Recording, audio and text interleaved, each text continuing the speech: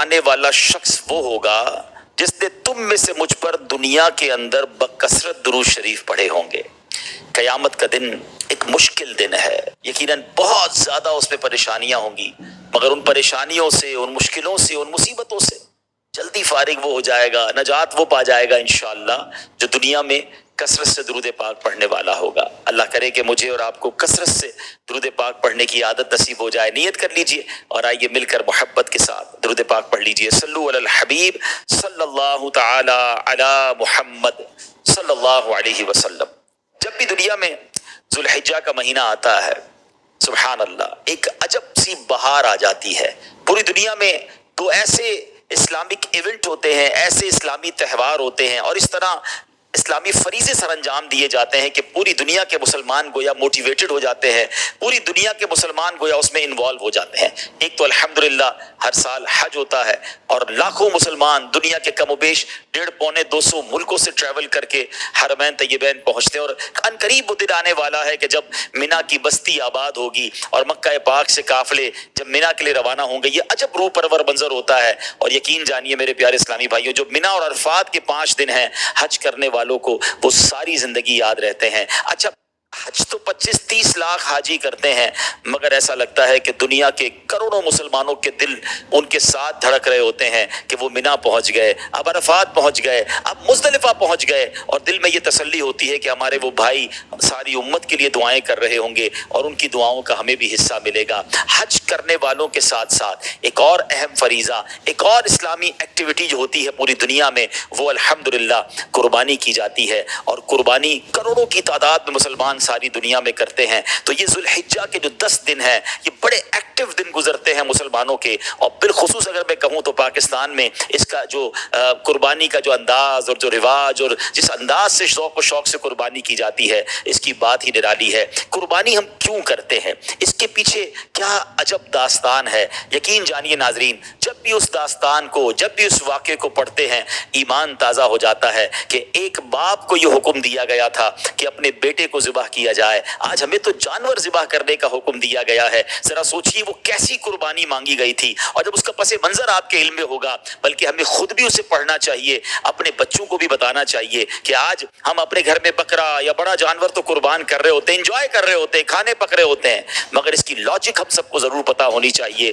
اور وہ ہستی حضرت ابراہیم علیہ السلام جو خلیل اللہ ہیں، اور حضرت اسماعیل ذبیح اللہ علی نبینا علیہ السلام، اس خاندان کی ایسی داستان ہے کہ جب بھی سنیں ایمان تازہ ہو جاتا ہے۔ میرے پیارے اسلامی بھائیوں، ہم قربانی کرتے وقت ہمیں جس دعا کی تعلیم دی گئی ہے کہ جب قربانی ہو تو قربانی کرتے وقت کیا دعا پڑھنی چاہیے، ون آف دا امیزنگ دعا، یقین کریں اس دعا کا جب ترجمہ آپ کو یاد ہوگا تو آپ جب قربانی کرتے وقت بھی یہ دعا پڑھیں، بلکہ میرا تو مشورہ ہے ویسے بھی اس دعا کو پڑھتے رہا کریں۔ اللہ مجھے اور آپ کو اس دعا کا مصداق بنا دے۔ ذرا اس دعا کا پہلے دعا سنیے گا، پھر اس کا معنی سنیے گا۔ انی وجہت وجہی للذی فطر السماوات والارض حنیفا وما انا من المشرکین ان صلاتي ونسكي ومحياي ومماتي لله رب العالمین لا شریک له وبذلك امرت وانا من المسلمین۔ اللہ اکبر۔ اب ذرا اس کا ترجمہ سنیے۔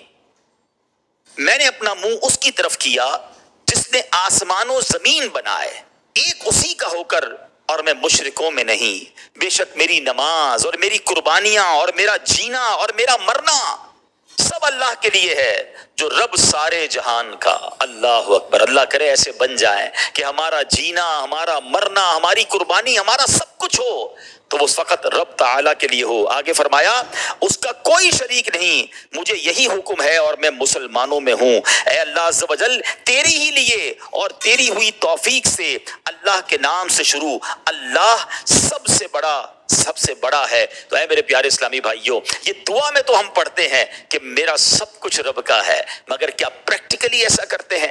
آئیے چلتے ہیں آج سے ہزاروں سال پہلے حضرت ابراہیم علیہ السلام کے دور میں۔ یقین جانیے ناظرین، نبی پاک علیہ السلام کی سیرت تو ہم سب نے ضرور پڑھنی چاہیے، مگر اس کے علاوہ بھی ہمیں انبیاء کرام کی سیرت پڑھنی چاہیے۔ اور یہاں میں مشورہ دوں گا کہ ان دنوں میں خاص طور پر حضرت ابراہیم علیہ السلام کی سیرت کو آپ پڑھیں۔ سبحان اللہ، ہمیں مکتبۃ المدینہ نے ایک بڑی پیاری کتاب بھی عطا فرما دی ہے انبیاء کی سیرت پر ہمارے لیے. سیرت الانبیاء جو کتاب ہے مفتی قاسم صاحب نے جو کتاب لکھی ہے, امیزنگ بک ہے, اور اس میں انبیاء کی سیرت بڑے شاندار انداز میں بیان ہوئی ہے. اور حضرت ابراہیم علیہ الصلوۃ والسلام کی تو کیا بات ہے, آپ ہی وہ ہستی ہیں جن کی یادگار حج کے ارکان بھی ہیں اور قربانی بھی آپ ہی کی یاد میں کی جاتی ہے. گویا کہا جا سکتا ہے کہ اسلامک بہت سارے فرائض اور ایکٹیویٹیز میں آپ کا سبحان اللہ آپ کی یاد بنائی جاتی ہے. حضرت ابراہیم علیہ الصلوۃ والسلام کے بارے میں آپ کے فضائل کس قدر شاندار ہیں. حضرت ابراہیم علیہ الصلوۃ والسلام کے بارے میں آتا ہے کہ آپ نبی پاک علیہ الصلوۃ والسلام کے بعد سب سے زیادہ افضل اگر کوئی ہستی کائنات میں ہے تو حضرت ابراہیم علیہ السلام ہے.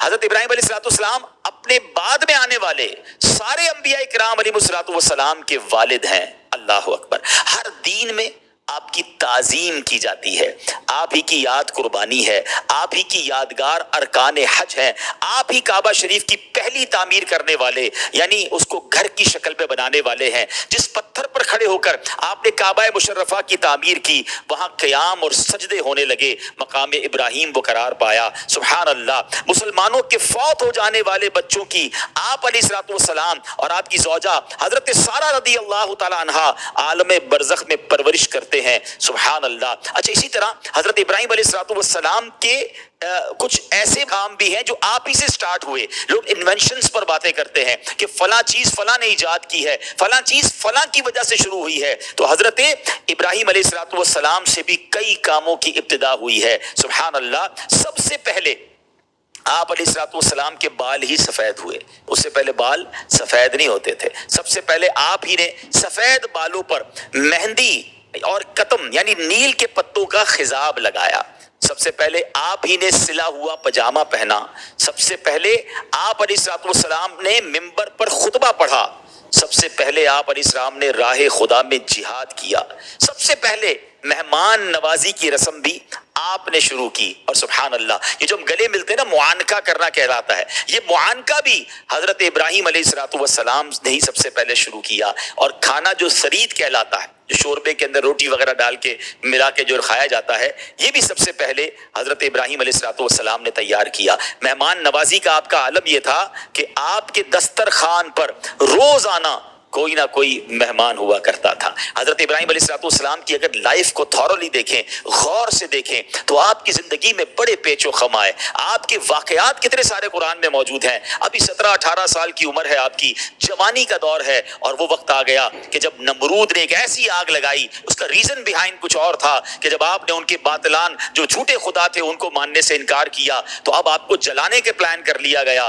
مگر اس آگ میں جب آپ کو ڈالا گیا تو آپ کے توکل کا عالم, آپ کی اللہ پر بھروسے کا عالم کیا تھا. اور سبحان اللہ, پھر رب کے حکم سے وہ آگ گلزار بنا دی گئی. آپ ہی کا وہ واقعہ مشہور ہے کہ جو یہ حضرت اسماعیل علیہ الصلوۃ والسلام, میرے ناظرین ایک بات یاد کیجئے گا, یہ حضرت اسماعیل علیہ الصلوۃ والسلام حضرت ابراہیم کو کس طرح ملے تھے. آپ ذرا غور کیجئے, 99 ایئرز کی ایج میں, ہاں 99 سال کی عمر میں آپ کو اللہ کریم نے بیٹا عطا فرمایا.